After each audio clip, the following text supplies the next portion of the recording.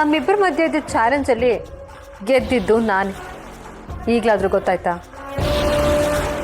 ಇನ್ನೇನು ಸ್ವಲ್ಪ ದಿನ ಮಾತ್ರ ಈ ಮನೇಲಿ ಇರ್ತೀಯ. ಅಲ್ಲಿವರೆಗಾದರೂ ನನ್ನ ಮುಂದೆ ತಗ್ಗಿ ಬಗ್ಗಿ ಇರೋದನ್ನ ಕಲಿ. ನೀನು ಈ ಮನೆಗೆ ತಕ್ಕ ಸೊಸೆ ಅಲ್ಲ ಅಂತ ನಿಮ್ಮ ಅಪ್ಪನಿಗೆ ಅರ್ಥ ಆಗೋಗಿದೆ ಅಂದಮೇಲೆ ನಿನಗೆ ಇಲ್ಲಿರೋ ಅರ್ಹತೆನೇ ಇಲ್ಲ. ಈ ಮನೆಗೆ ಯಾವತ್ತಿದ್ರೂ ಪರ್ಫೆಕ್ಟ್ ಸೊಸೆ ಅಂತಿದ್ರೆ ಅದು ದಿಶಾ.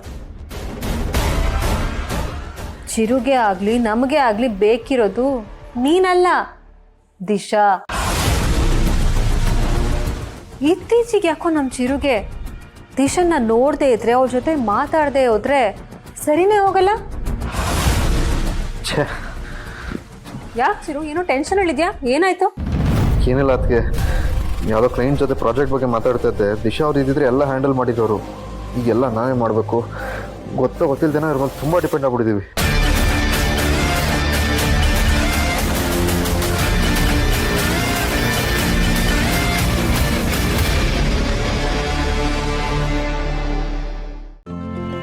ಇಂದೇ ಡೌನ್ಲೋಡ್ ಮಾಡಿ ಮತ್ತು ನಿಮ್ಮ ನೆಚ್ಚಿನ ಶೋಗಳನ್ನು ಆನಂದಿಸಿ.